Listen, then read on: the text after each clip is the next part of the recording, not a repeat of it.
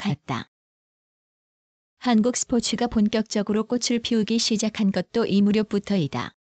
1974년 몬트리올 올림픽 대회에서는 레슬링의 양정모가 건국 후 첫 올림픽 금메달을 따냈고 여자 배구 선수들은 3위에 입상, 올림픽 무대에서 구기 종목에서 첫 메달을 획득했다.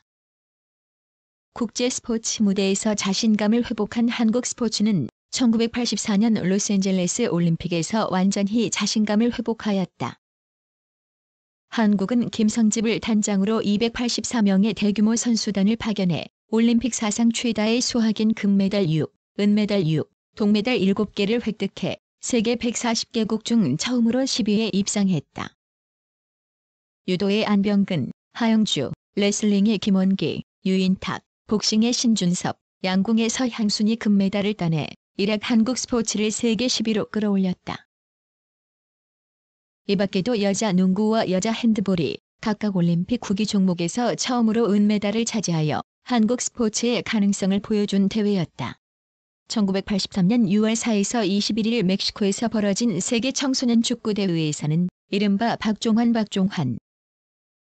4단이라 불리던 청소년 축구팀이 한국 축구 사상 처음으로 세계 4강에 진입하였다. 이에 앞서 한국은 1981년 가을 한국 민족사에 길이 남을 역사적인 올림픽 유치에 성공하였다. 9월 30일 독일의 바덴바덴에서 열린 제48차 국제올림픽위원회 IOC 총회에서 일본의 나고야 명고옥을 27이라는 압도적인 표차로 누르고 1988년에 제24회 올림픽 개최권을 따는 데 이어 11월 26일에는 인도 뉴델리에서 열린 아시아 경기연맹 AGF 현 아시아 올림픽 평의회 임시총회에서 북한의 방해 공작에도 불구하고 참가대표 전원의 만장일치로 1986년에 제10회 아시안게임 개최권을 획득했다. 양대회 서울 유치는 긴장이 감도는 한반도의 평화를 정착시키는 결정적인 계기를 만들었으며 훗날 한국의 북방 외교의 교두보를 마련한 사건으로 평가된다. 특히 한국이 세계에서 16번째로 동양에서 2번째로 올림픽 대회를 유치하게 된 것은 국민들에게 자부심과 긍지를 심어주는 사건이었으며 국민 화합에 힘쓰게 하는 기폭제 역할을 했다. 1986-1988년 분위기의 편승, 국가적 차원에서의 체육정책이 수립되면서 진해 선수촌을 비롯해 온양 온천 수영장 등 국가대표 훈련시설이 대폭 확충되었으며 스포츠과학연구소가 설립되는 등 스포츠과학회에도 열기가 확산되었다. 1986년 서울에서 개최된 제10회 아시안게임에서는 금메달 93, 은메달 55, 동메달 76개를 따내 사상 처음 일본을 제치고 중국에 이어 2위를 차지했다. 이어 2년 후 역시 서울에서 열린 제24회 올림픽 대회에서도 금 12, 은 10, 동 11개 등 모두 33개의 메달을 따내 소련, 동독, 미국에 이어 올림픽 사상 처음으로 4위를 차지, 국력을 전 세계에 과시하였다. 특히 이 대회에서는 남자 100m 우승자인 캐나다의 벤 존슨이 금지 약물을 복용한 사실을 발견해 한국 스포츠 과학도 세계적인 수준임을 동시에 인정받는 계기가 되었다. 2년 후 중국 베이징 북경에서 열린 제7회 아시안게임에서도 한국은 금 54, 은 54, 동메달 73개를 따내 역시 일본을 누르고 중국에 이어 2위를 차지함으로써 스포츠에서 극기를 기록했다. 베이징 아시안게임 후 남북은 평양과 서울에서 각각 한 차례씩 친선 축구 경기를 가져 남북 간의 긴장을 해소하기도 했으며 1991년에는 각각 탁구와 축구가 남북 단일팀을 구성하는 등 활발한 남북 체육 교류를 갖기도 했다.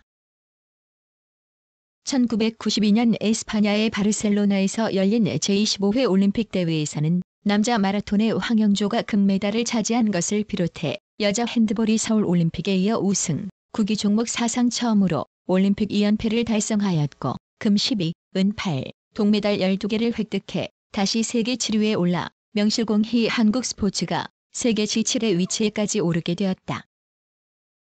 한국 스포츠는 여름 종목뿐만 아니라 겨울 종목에서도 진가를 드러내기 시작해 1994년 3월 노르웨이의 릴레하메르에서 벌어진 제17회 동계올림픽 대회에서는 금 4, 은 1, 동메달 1개로 러시아, 노르웨이, 독일, 이탈리아, 미국에 이어 세계 6위를 차지, 동학의 스포츠의 균형적인 성장을 입증하였다. 또 1994년 일본 히로시마 광도에서 열린 제12회 아시안게임에서도 마라톤의 황영조가 금메달을 따는 것을 비롯하여 여자 배구가 아시안게임 사상 처음으로 금메달을 획득, 금 63, 은 53, 동메달 63개로 일본을 누르고 중국에 이어 2위를 차지했다. 아시안게임과 올림픽 등 각종 국제대회에서의 상위 입상으로 국민들의 스포츠에 대한 이해도가 높아지고 소득 수준의 향상으로 인한 경제적, 시간적 여유가 생기게 된 1980년대부터 한국 스포츠는 엘리트 스포츠를 벗어나 모두가 참여하는 각종 생활체육 시설들이 확충되어 많은 국민들이 직접 체육 활동에 참여하는 계기가 마련되었다. 1998년 현재 프랑스 월드컵 축구와 박세리, 박찬호의 열풍, 프로축구, 프로야구, 프로농구 등의 맹활약으로 국민들이 스포츠에 많은 관심을 갖고 있다.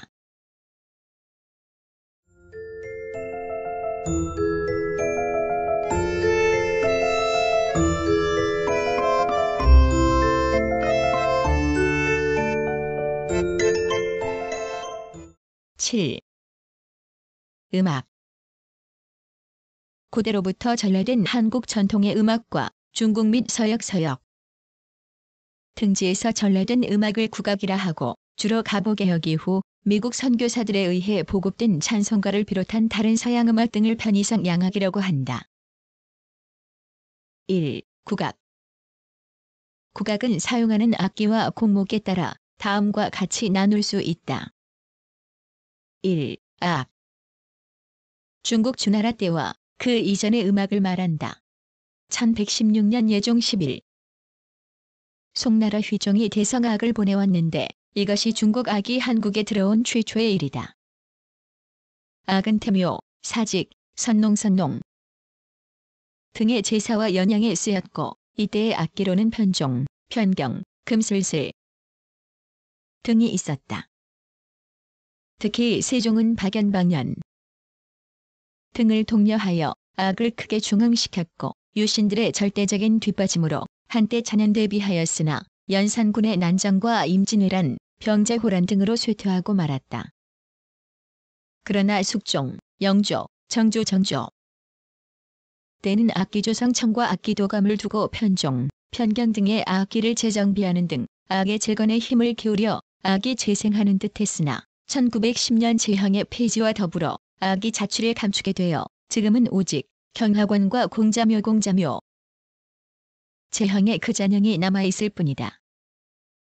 2. 당악. 중국 당송나라 때의 소각의 통칭으로 한국에 전래된 시기는 분명치 않으나 문헌상으로는 삼국사기의 신라 문무왕 4년에 당악을 배우게 하였다라는 기록이 있다. 고려사에 실린 송나라의 사계는 성노교, 태평년 등의 43편이 있으나 현재까지 전하는 곡은 낙양춘과 보자의 두 곡뿐이며 이것도 당악이 원형을 찾기 어려울 정도로 향악화되었다. 조선 성종 이전까지 성하던 당악은 이와 같이 자차 향악 속에 흡수, 동화되어 그 자취를 거의 감추었다. 3. 향악. 고대로부터 전래하는 한국 고유의 음악을 이르나 최치원의 향악자병에서는 당당. 이전에 들어온 중국, 서역 계통의 외래음악은 모두 향악에 포함시키고 있다. 그러나 삼국시대의 한국 고유의 음악은 조선 전기에도 거의 전승된 것이 없고 고려시대의 향악도 차차 자취를 감추어 조선 선조 때의 금합자보에는 겨우 정석가, 삼오곡, 한림별곡 등이 전할 뿐이다. 또한 고려시대의 소각으로서 조선 후기까지 전승된 것은 정읍사, 동동동동 등의 몇 곡에 불과하다. 그러나 세종은 여민락, 보태평, 정대업 등을 직접 창작하여 향악 발전에 큰 업적을 남겼다. 4. 소각. 민중과 더불어 자라온 한국 고유의 민간음악으로서 가사, 시조, 판소리, 민요, 잡가, 산조, 시나위, 농악, 매굿, 무가, 범패 등이 이에 속한다. 국악은 또한 아악과 소각으로 분류하기도 하는데 이때의 아악은 당악과 향악도 포함하여 넓은 의미의 정악이라 하고 민간음악 중에서도 아정한 음악인 영산회상, 가곡, 가사, 시조 등을 좁은 의미의 정악이라고 할 수 있다. 정악은 궁중 또는 양반 계급에서 연주된 음악이며 소각은 민중 속에 깊이 뿌리내리고 민중의 애환과 더불어 함께 자라온 민중음악인 것이다. 특히 향악과 소각은 동양 삼국에서 한국음악의 독창성과 우위성을 증명하는 음악이라 하겠다. 국악 발전사에서 특기할 만한 것은 세종대왕의 업적인데 왕은 1447년 세종 29. 향악을 기보하기 위하여 정간보정간보 한국 최초의 유양낙보에 속한다를 창안하였고 1449년에는 고취악과 향악에 바탕하여 보태평, 정대업 등을 창작, 540여 년이 지난 오늘날까지도 종묘제례악으로 연주되고 있다. 또한 용비어 전가를 중심으로 한 호환한 정제에 속하는 복례의 복례의 여민낙, 지화평 등으로 구성된다를 제정하여 성업을 이룩하였다. 성종 또한 고려시대부터 전하는 악가를 개작, 개선하고 당악계의 일부를 고치는 한편 악학괴범을 찬정하는 등 국악 사상 괄목할 만한 업적을 남겼다. 이와 같이 세종 때 이룩한 음악은 세조가 이어받고 성종은 다시 이를 정리 집대성하여 기록함으로써 그 괴범을 후세에까지 남겼다. 일제 강점기에도 국악은 조양구락부, 원각사, 협률사, 조선정악전습소, 이왕지가 학부, 조선성악연구회 조선성락연구회 등을 통해 그 명맥이 이어져 왔다. 한편 음악가로는 3대 악성으로 꼽히는 왕산악, 우륵, 박연을 비롯하여 근대의 5명 창인 김창환, 송만갑, 이동백, 정종열, 김창룡 금창룡 등이 있다. 8.15 광복 후의 국악은 1951년 국립국악원이 정식으로 발족함으로써 연구와 연주 활동의 태동이 보이기 시작하였고 학교에서의 국악교육은 1954년에 개설된 덕성여자대학의 국악과가 처음이었으나 1956년에 폐과되었고 현재는 서울대학 대학원, 서울대학, 한양대학, 전주비사벌국악고교, 이화여자대학, 주계예술대학, 중앙대학, 국악고교 등에서 국악교육을 실시하고 있다. 2. 양악. 한국의 양악이 처음 소개된 것은 이규경 1788 의효주연문장전산고에 의한 것으로 이 책에는 불완전하나마 양악의 기보법과 지극히 간단한 화성에 관한 것이 일부 소개되어 있다. 그러나 양악이 직접적으로 들어온 것은 1895년 이후 H.G. 언더우드, H.G. 아펜젤러 등의 선교사에 의하여 전도와 더불어 찬송가가 보급되면서부터이며 특히 1900년에 창설된 시위연대군악대에 의하여 급속도로 전파되었다. 그리고 학교 교육에서 잠깐 서양음악을 가르친 것은 1909년 조양구락부에 서양악과를 두면서부터이다. 이것은 양악 전문 교육의 효시이며 1910년에는 이화여자 전문의 음악과를 둠으로써 양악 교육은 차차 본궤도에 올랐는데 그 발전 과정은 1. 섭취 시기, 2. 토착화 시기, 3. 현대화 시기 1962에서 현재 등의 3기로 나눌 수 있다. 현대화 시기를 1962년 이후로 보는 것은 서울국제음악제가 이해에 처음 열렸기 때문이다.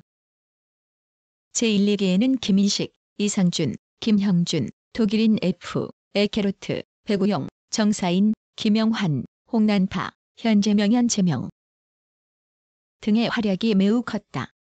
8.15 광복 이후에는 고려교향악단, 해군정훈음악대, 서울교향악단, 국립교향악단, 국제오페라사, 국립오페라단, 김자경 금자경 오페라단은 물론 이화여자대학, 서울대학, 연세대학, 경희대학, 한양대학 등의 음악대학을 통하여 양악은 눈부신 발전을 거듭하고 있으며 또한 작곡가 안익태, 윤희상, 바이올리니스트 정경화, 피아니스트 김영욱, 백건우, 지휘자 정명훈, 소프라노 조수미 등 국제적으로 명성을 떨치는 세계적 음악가가 속출하였다. 10. 과학기술.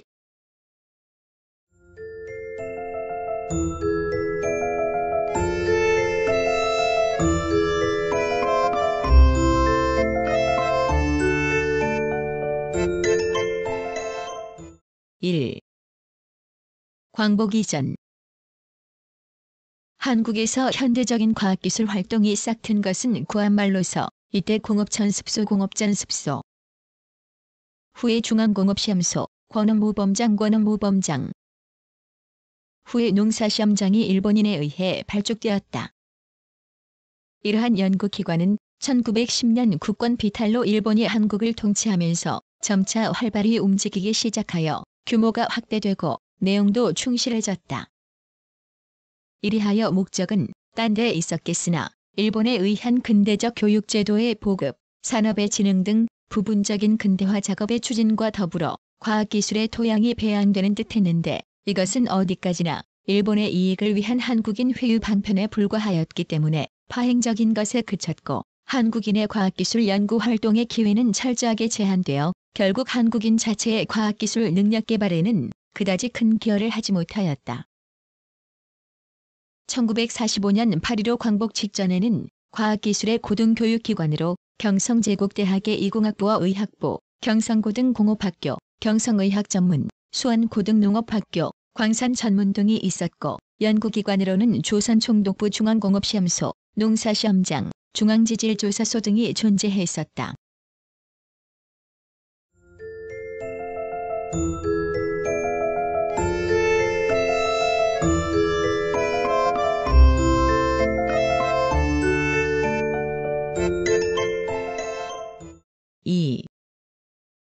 광복 이후 8.15 광복으로 일본인들이 물러가자 한국의 연구활동은 한동안 공백기를 벗어나지 못하였다. 전후의 혼란, 국토의 분단, 훈련된 과학기술자의 부족과 시설 미비 등으로 시험, 연구활동은 부진을 거듭할 뿐이었으며 과학기술 교육도 심한 침체를 벗어나지 못하였다. 이러한 어려운 환경에서도 독자적인 운영의 기틀이 잡혀가고 우리 손으로 교육된 젊은 과학기술 학도들이 교육을 마치고 과학기술 활동에 활력을 불어넣으려고 할 때 6.25 전쟁이 일어났다. 6.25 전쟁으로 막대한 연구, 실험시설의 파괴와 인적 자원의 손실을 입어 또 다시 과학기술 활동도 중단되었다. 그러나 1953년 휴전이 성립되자 활발한 복구 사업에 주력하였고 미국 원조기관의 도움도 있어 1950년대 후반부터는 그동안 관계기관에서 양성된 많은 과학기술자의 등장과 함께 외국 원조에 의한 기재의 도입 이용으로 점차 연구활동이 궤도에 오르기 시작하였다.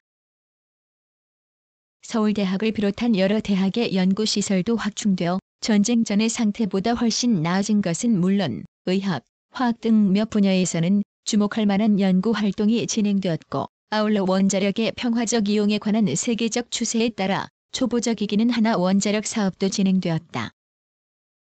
국립연구기관은 원자력 연구소를 비롯하여 23개에 이르렀는데 이 연구소들의 관장 업무는 산업기술 향상을 위한 연구, 공통적 기초 업무의 연구, 국민의 보건, 복지의 연구, 국가발전에 관한 연구 등으로 나눌 수 있었으나 그중 대부분이 생산품 시험에 그쳤을 뿐 연구, 실험 분야에는 손을 대지 못한 실정이었다.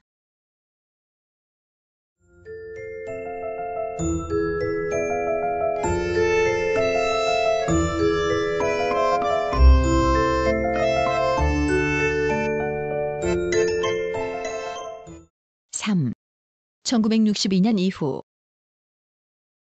박정희 정부가 경제개발에서 과학기술의 중요성을 인식하고 국가적인 차원에서 개발 계획을 세워 조직적으로 밀고 나간 때는 1962년이었다.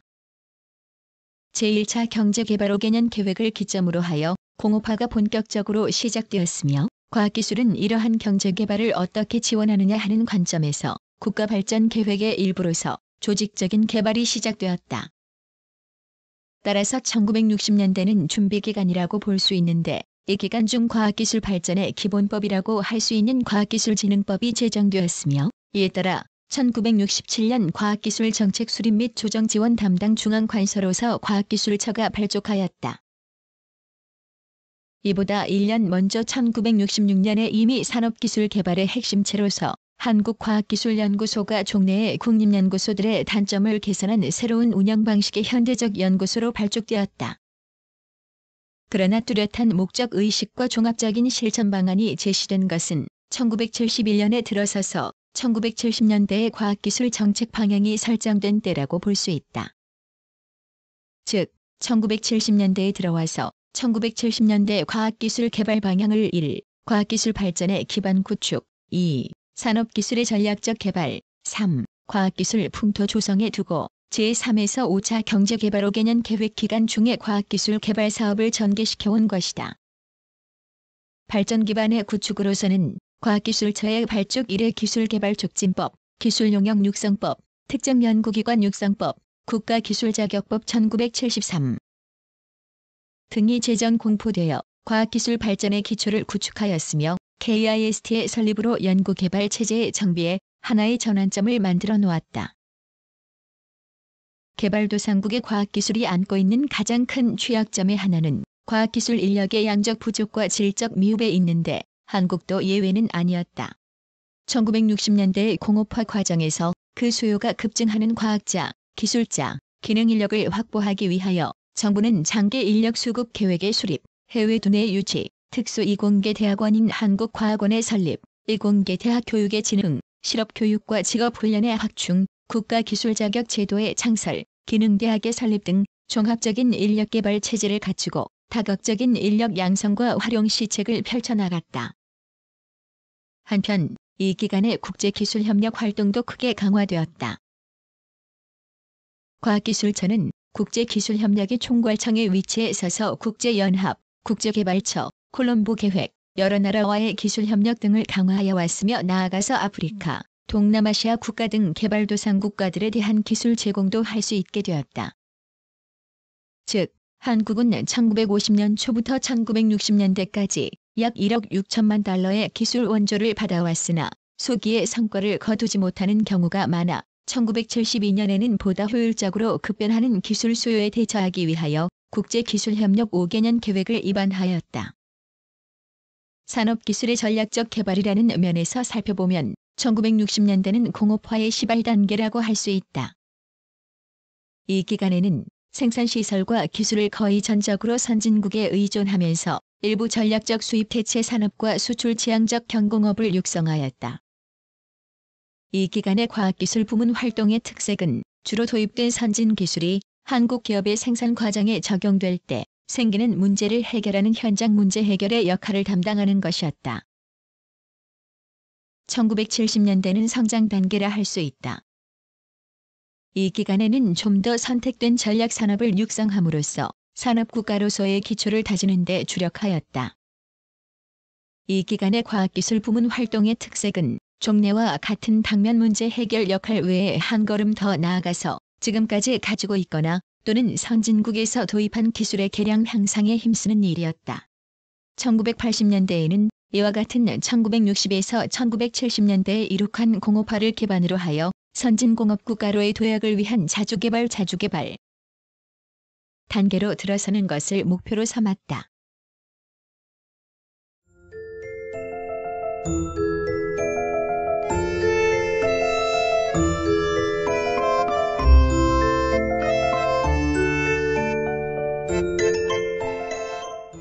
(4) 1980년대 전두환 정부가 수립되고 나서 1980년 11월 과학기술정보출연연구기관 통합조정안에 따라 과학기술처 산하 5개 연구기관과 타부처 11개 연구기관이 과학기술처 산하 9개 연구기관으로 통합되었다. 1981년 10월 과학기술처는 제5차 경제개발 5개년 계획의 과학기술 부문 실천 계획을 확정 발표하였다. 정부는 기술 도약을 위해 1982년부터 대통령이 주재하는 기술진흥 확대회의를 설치, 운영하는 한편 연구개발의 국제화, 신기술 투자의 해외 진출, 반도체, 항공기 등 12개 핵심 산업기술의 토착화, 고급 인력의 대단위 양성, 기업연구소의 육성 및 활용에 주력하였다. 범국가적 기술진흥 정책 의지를 구현하기 위하여 대통령 주재 기술진흥 확대회의의 첫 번째 회의가 1982년 1월 29일에 개최되었다.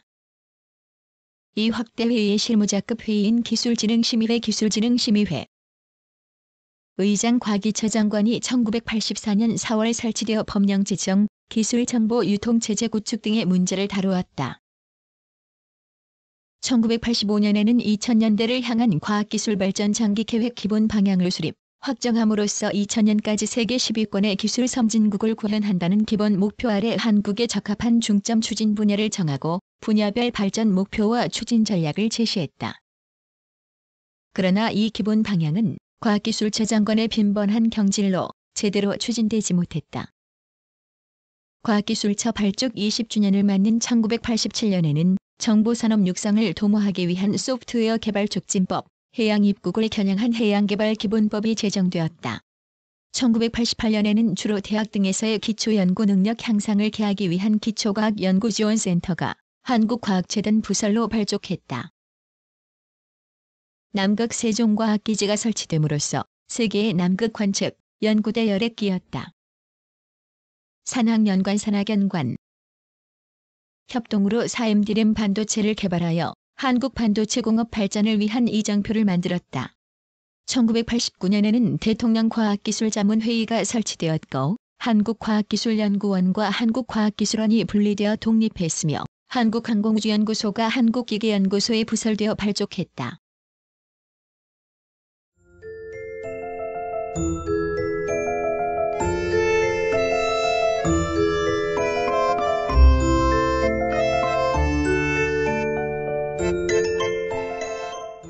오. 1990년대 한국의 과학기술 정책은 2000년대 10위권 진입이라는 이제까지의 기본 방향이 뚜렷한 근거 제시도 없이 2000년대 7개국 수준 도달 목표로 수정되었다.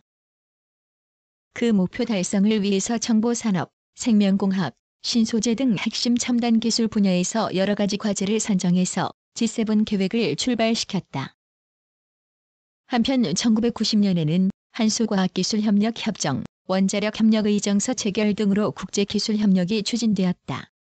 1991년 사업에서는 과학기술혁신 종합대책의 수립, 새로운 국가기술자문회의의 설치 운영, 과학기술진흥기금의 설치 등을 볼 수 있다.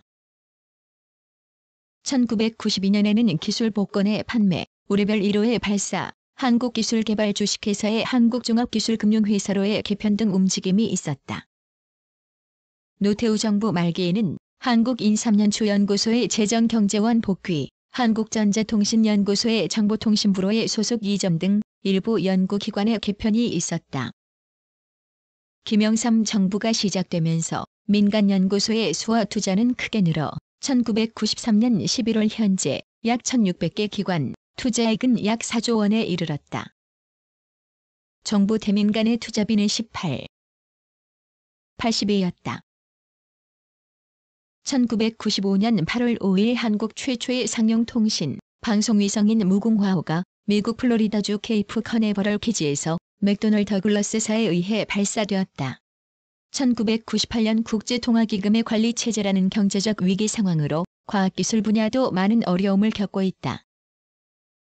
그러나 정부의 노력으로 과학기술혁신특별법을 마련하여 연구개발 사업이 계속 진행 중이며 벤처기업에 대한 육성, 지원을 위해 신기술투자조합을 경성하고 한국과학기술원 신기술창업지원단에 대한 지원을 강화하는 등 과학기술부 차원에서의 차별적이고 효과적인 벤처 정책을 펴고 민간기술개발 지원 대책도 적극 추진하고 있다. 1998년에는 생명과학 부문과 항공우주연의 인공위성 발사 등 아주 활발한 활동을 하고 있다.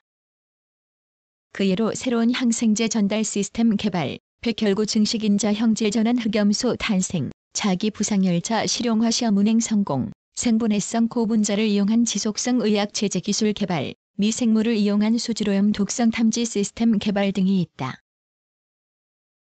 11. 국토 개발.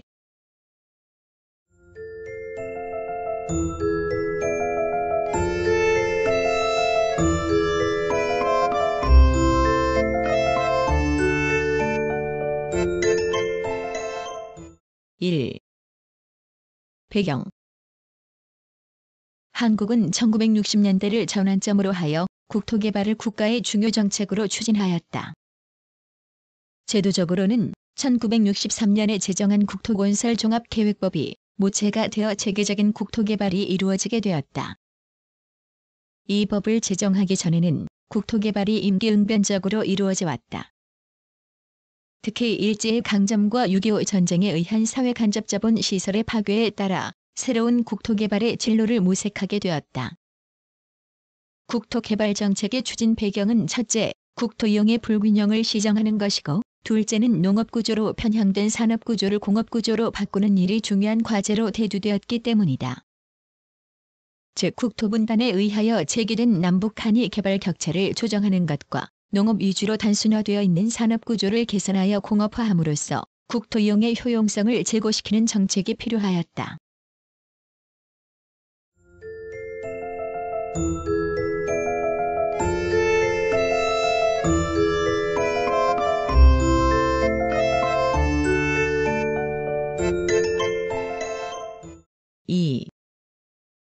의 국토개발의 의의는 국토 이용의 생산성 제고, 국토 이용의 편익 증진, 입지의 효율적 선택, 용도 간이 이용 경합에 관한 조정과 기능의 부여 등을 합리화하는 데 있다. 왜냐하면 국토는 고정성, 불증성, 불변성, 수입 불가성 등과 같은 특성을 가지고 있기 때문이다. 또한 토지가 가지는 고유한 개발 입지의 가치성과 국토의 공간적 가치는 매우 중요하다. 그러므로 국토개발정책은 국민 생활과 생산활동에 관한 종합적인 영역의 이용에 관한 결정을 내리는 정책이다.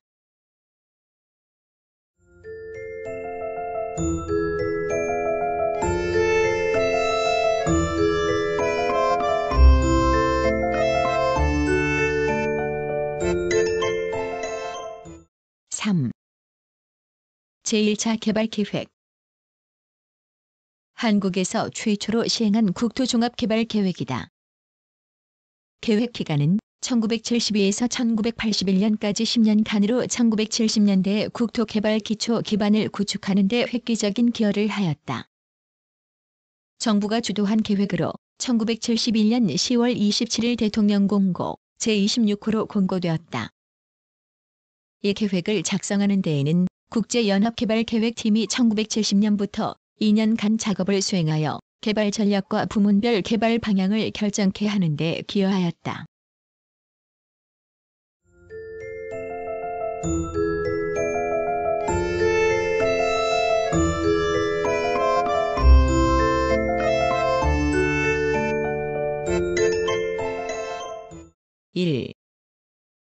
내용. 계획의 기본 목표는 국토 이용 관리의 효율화, 개발 기반의 확충, 국토 포장, 자원과 자연의 보호, 보전, 국민 생활 환경의 개선에 두었다. 이 계획의 추진 방식은 거점 개발 방식이다.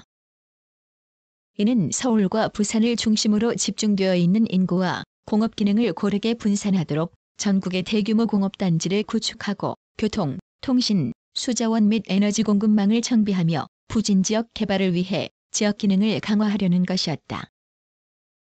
그리고 각 지역의 자립성을 고려하여 전국토를 8개의 권역으로 구분하고 각 권역에 맞는 기능을 부여하여 개발하도록 하였다.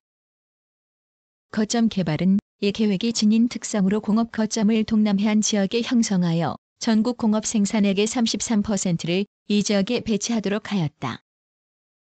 포항, 울산, 온산, 부산, 거제, 창원, 마산, 진주, 광양, 여천을 잇는 공업지대를 새로운 공업 거점으로 형성하려는 계획이다.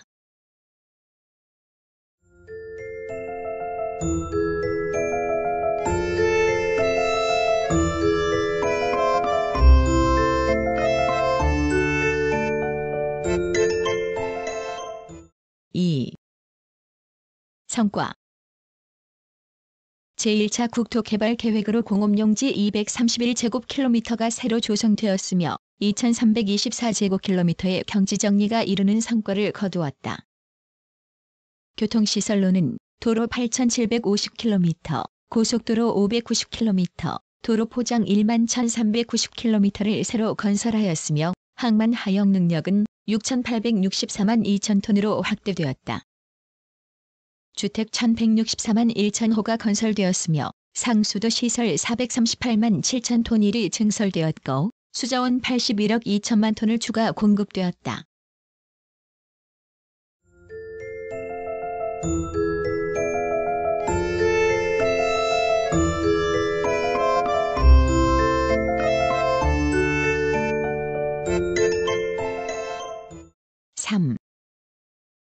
문제점. 국토개발 제1차 개발 계획을 추진하는 과정에서 새로 나타난 문제점은 첫째, 공업화와 도시화 과정에서 파생한 문제로서 기간 중 도시 인구가 1,043만 2천 명이나 급증되어 이에 따라 주택, 상하수도 등 도시 기반 시설의 부족 현상이 나타났다. 둘째, 거점 개발에 따른 문제로 국토의 양극화 현상이 심화되었다. 특히 양극화 현상은 매우 심각하여 서울과 부산 간을 연결하는 국토의 약 22%의 면적에 1980년 기준으로 전국 인구의 59.5%, 공업 생산액의 81.6%가 집중하게 되었다. 이는 1970년대 초보다도 훨씬 높아진 수준으로 동남해안 공업벨트의 당초 계획보다 8.2%나 높은 41.2%의 공업 생산 비중을 나타냈다. 셋째, 공업화 과정에서 생긴 환경 공해 문제에 적극적으로 대처하지 못하여 환경 문제가 크게 부각되었다. 이는 공업국가의 공통적인 문제점으로 1970년대를 전후하여 환경청의 설립에 대한 논의가 보편화되었다.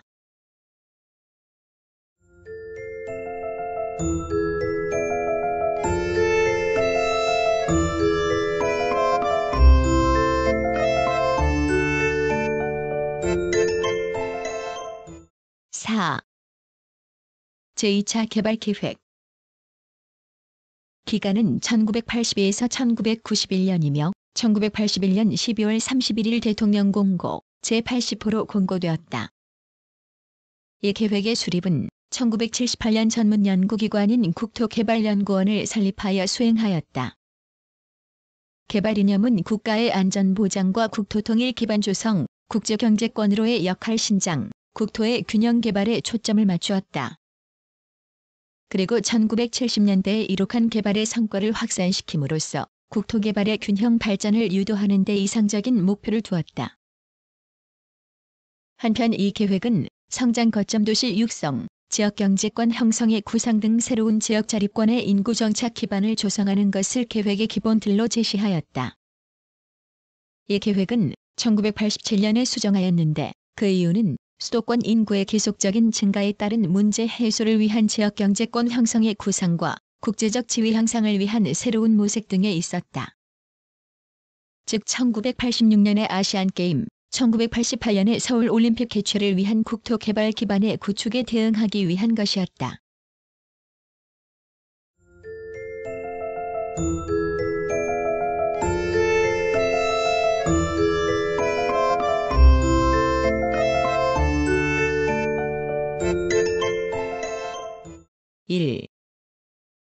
새로운 이론 등장.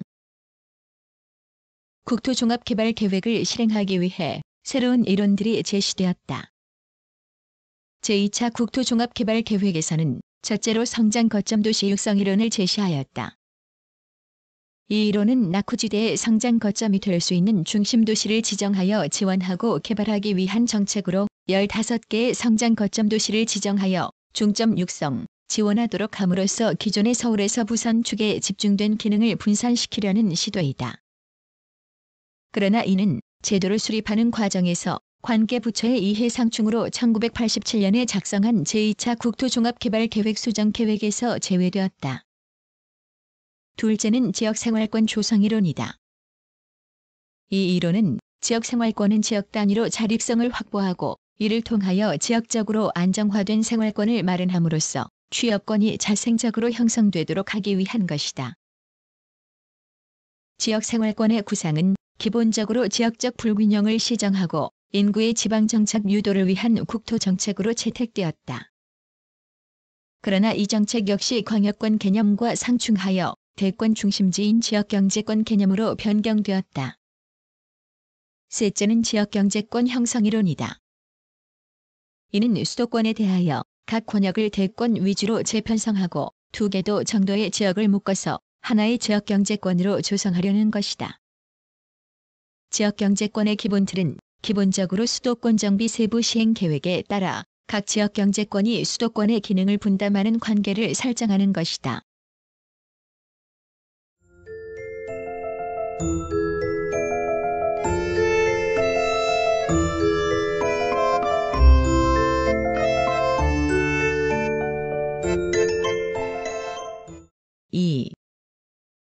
내용. 제2차 국토개발계획 내용은 다음과 같다. 전국을 28개의 지역생활권으로 구분하였으며 성격과 규모에 따라서 5개의 대도시 생활권, 17개의 지방도시 생활권, 6개의 농촌도시 생활권으로 각각 계층화하였다. 대도시 생활권은 인구가 장차 100만 명 이상이 될 것이 예상되는 서울, 부산, 대전, 대구, 광주를 중심으로 하는 생활권이며 지방도시 생활권은 중천, 원주, 강릉, 청주, 충주, 제천, 천안, 전주, 정읍, 남원, 순천, 목포, 안동, 포항, 영주, 진주, 제주 등 지방도시를 중심으로 하는 생활권이다. 농촌도시 생활권은 영월, 서산, 홍성, 강진, 점촌, 거창 등을 중심으로 하는 농업적 기반이 강한 낙후 지역의 생활권이다. 성장 거점 도시 육성은 대전, 광주, 대구, 원주, 강릉, 청주, 천안, 전주, 남원, 순천, 목포, 안동, 진주, 제주 등 15개 도시를 대상으로 지정하였다. 이들 도시의 인구는 1980년 509만 1천 명에서 1991년에는 848만 명이 되도록 육성 목표를 세웠다.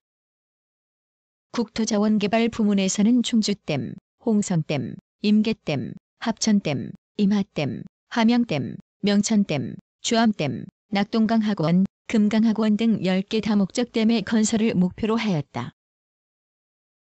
국민생활환경 부문에서는 10년간 354만 호의 주택을 건설하여 공급하도록 하였으며 이는 후반기에 200만 호 건설을 목표로 세워 강력하게 추진하였다. 상수도 시설은 1583만 9천 톤이를 목표로 하여 13개의 광역상수도망을 계획하였다. 특히 환경시설로서 하수도 시설은 76만 9천 톤이를 목표를 세워 서울, 의정부, 구리, 대전, 대구, 인천, 안산, 청주, 춘천, 과천, 전주, 부산, 구미, 광주, 경주 등의 하수종말 처리장을 설치하도록 하였다. 교통시설은 고속도로 건설 470km, 고속도로 확장 466km, 국도 확장 326.8km, 서울에서 부산 간고속철도 411km의 건설을 계획하였다. 한편 대도시 교통시설은 수도권 전철 110.9km, 서울 지하철 142.33km, 부산 지하철 46.1km를 건설하도록 목표를 세웠다. 공업단지는 계획 입지 175.8제곱킬로미터, 자유 입지 132.6제곱킬로미터를 계획하였다.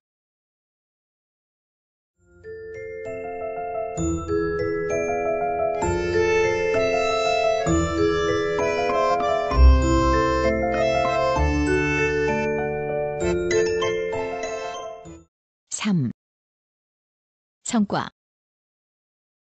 제2차 국토개발계획의 성과는 다음과 같다. 1. 인구의 지방정착유도 부문에서는 성장 거점 도시 육성 및 지역생활권 조성 정책 등을 통하여 계획 목표를 달성하려 하였으나 이에 적합한 지원 시책이 뒤따르지 못하여 중간 단계에서 수정되었다. 또한 인구 지방정착유도 시책의 주요 골격이 되는 수도권 정비 계획은 기본 계획이 수립되었으나 세부 시행 계획이 마련되지 못하는 등 그 후속 정책이 상세화되지 못하였고 제주, 태백산, 다도해, 88 올림픽 고속도로 주변 지역 등 특정 지역의 조정, 지정 및 개발과 전주권, 광주권 지역개발 사업을 추진하였다. 1980에서 1990년에 전국의 증가인구 608만 4천 명 중 87.1%인 530만 2천 명이 수도권에 집중하여 광역도시권 정비의 필요성이 제기되었으며 이에 따라 1991년에 도시계획법을 개정하여 광역도시계획을 위한 구역의 지정, 계획의 입안, 광역시설의 설치관리 20조 5항 등의 조항을 신설하였다. 2. 개발 가능성의 전국적 확대 부문에서는 대규모 공업단지 조성을 지향하고 적정 규모의 중소공업을 지방도시에 분산 배치하였고 농공지구와 지방공업단지를 확대하였으며 1991년까지 452.4제곱킬로미터를 공업지역으로 지정하여 이 중 61.8%에 이르는 272.9제곱킬로미터의 공업용지를 조성하였다.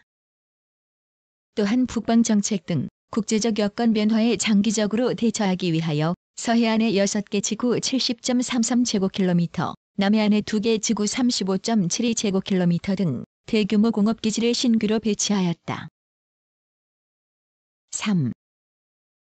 교통부문 투자는 국토개발 총투자의 9에서 11% 수준으로 들어 항만, 철도, 공항 등에 대한 국토하부 구조 부문에 대한 투자가 확대되었으나 수요에는 따르지 못하였다. 교통량의 수요 확대에 대응하여 전반기에는 지하철 건설에, 후반기에는 도로 개발에 집중 투자가 이루어졌다. 시외 간접 자본 시설의 애로 타결을 위해서는 교통망의 재편과 관련된 투자를 획기적으로 증대하게 되었다.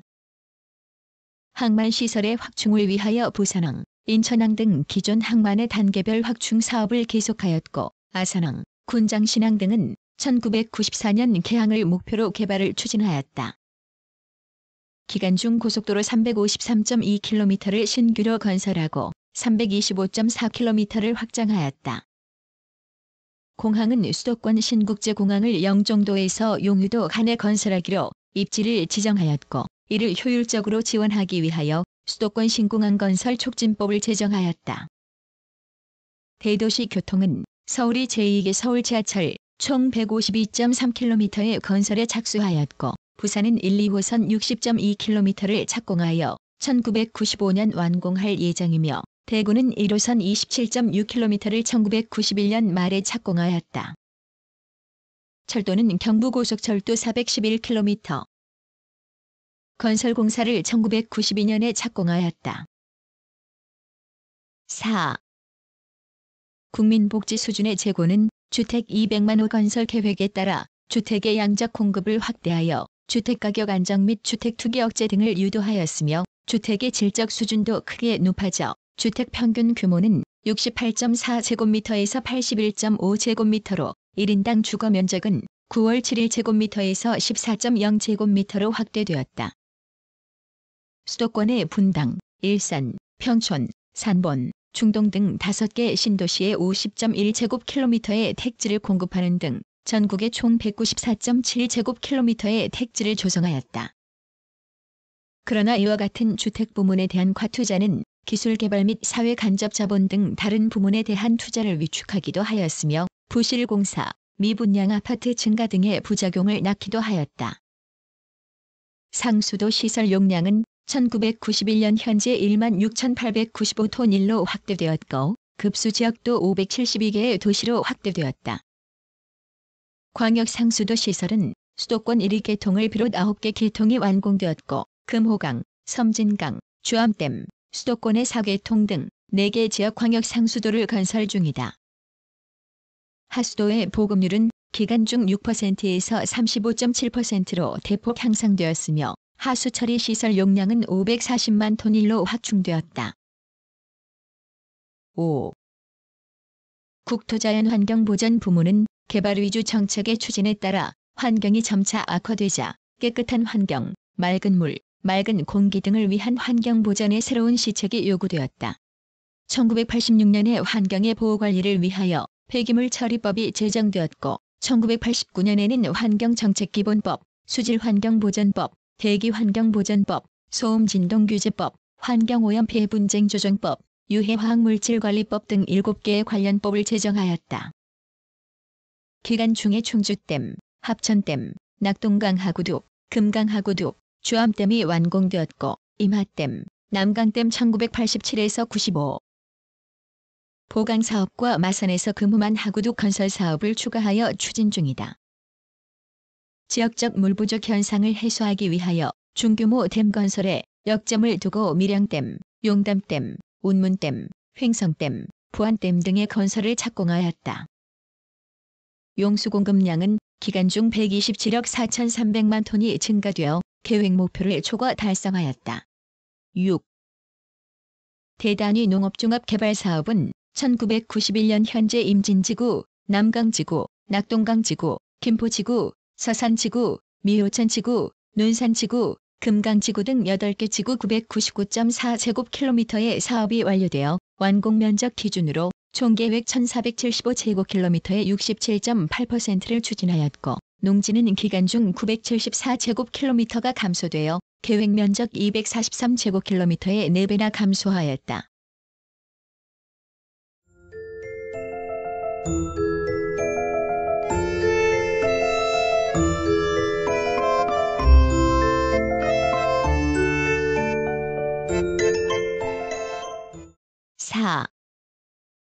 문제점. 제2차 국토개발에 따른 문제점은 국토개발의 추진과 지역 분산 정책에도 불구하고 서울, 부산의 양대 도시권의 인구와 공업의 집중도가 크게 높아져서 집중이 가속된 것이다. 특히 제24회 올림픽 경기대회를 치르기 위하여 기존의 시책을 완화하는 등의 이유로 서울에 대한 집중화가 지속되었다.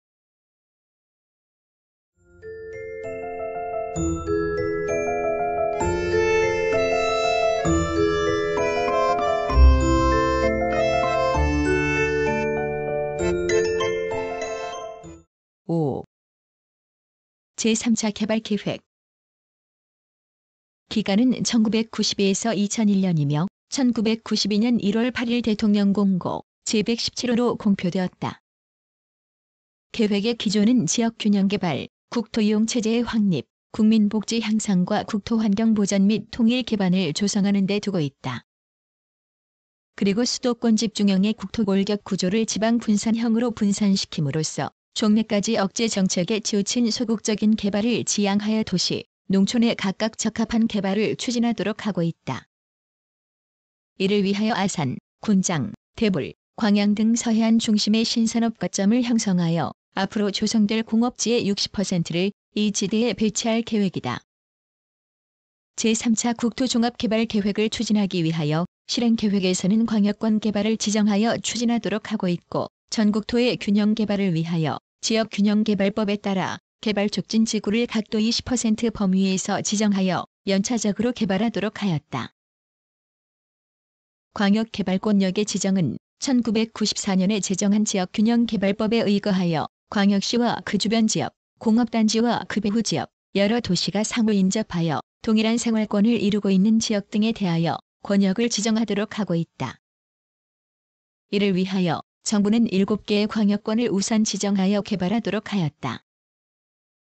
권역 지정 대상 지역은 부산광역권역, 대구광역권역, 대전광역권역, 아산만 광역권역, 군산에서 장안광역권역, 광주에서 목포광역권역, 광양만 광역권역 등이다.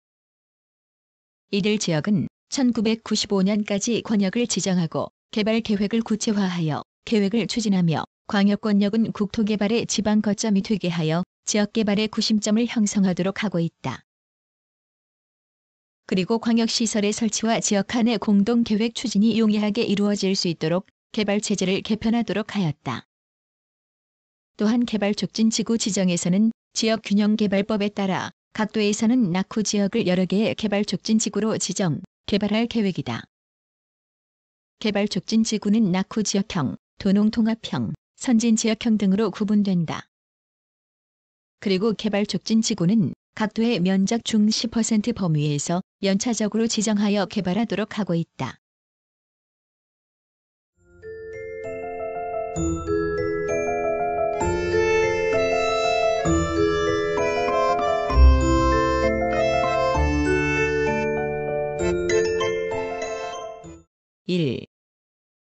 추진 전략. 국토개발의 추진 전략은 1. 지방의 육성과 수도권의 집중 억제를 지속적으로 수행하며 2. 신산업지대의 조성을 통하여 산업구조를 고도화하고 3. 통합적 교류망을 구축하여 유통의 효율을 기하고 4. 국민생활환경 부문의 투자를 확대하며 5. 국토개발계획 집행력 강화를 위하여 제도를 정비 6. 남북교류지역의 개발과 관리를 통하여 추진하도록 하고 있다. 지방의 육성과 수도권 집중의 억제는 지방도시와 농어촌을 집중 육성하여 인구와 산업의 자발적인 지방정착을 유도하며 이를 위하여는 지역실정에 적합한 신도시를 배치하여 개발하고 수도권 집중을 지속적으로 억제하도록 하고 있다. 국토의 중부 및 서남부 지역에 첨단 산업 중심의 신산업지대를 조성하여 산업구조의 고도화를 꾀하며 국제화, 개방화에 대비하여 산업 입지 및 산업 구조의 국제 경쟁력을 강화하도록 하고 있다. 국민생활환경 부문의 투자 확대는 상대적으로 침체해 있는 국민생활환경 부문인 주택, 상하수도, 여가시설 등에 대한 투자를 확대하여 생활의 질적 개선을 도모하고 환경 보전과 관련된 제도를 국내외의 환경 여건 변화에 맞게 조정할 계획이다. 국토이용 집행력 강화는 국토개발의 집행효율을 제고하기 위하여 국토개발에 소요되는 투자 재원을 확대하고 민간의 참여와 지방화 시대에 부응하기 위한 자율적 개발 계획의 집행 등을 유도하도록 하고 있다. 이를 위하여는 실질적으로 중앙, 지방, 민간이 담당할 역할 분담에 관해 구체적으로 조정하도록 하였다. 남북교류 지역의 개발 관리는 통일에 대비하여 남북교류 공간을 조성하고 단절되어 있는 남북교류망을 복원, 개발하며 수자원, 환경, 관광, 자원 등 남북 공동개발에 필요한 기초기반을 조성하도록 하고 있다.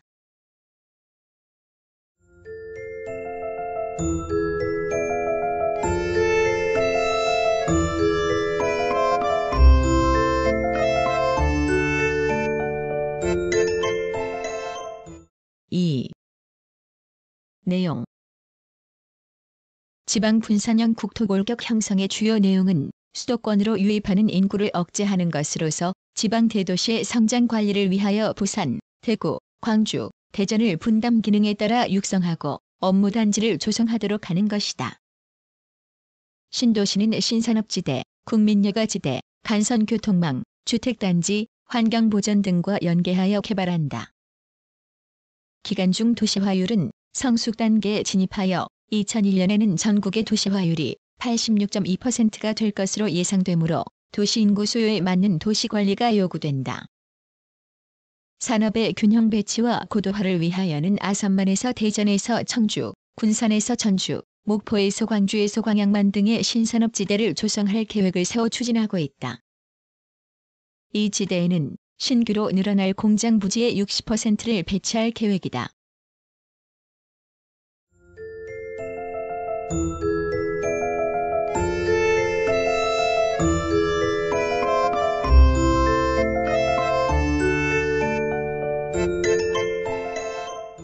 구성, 나그네 구석구석 여행. 낭독, 글 읽어주는 고지혜.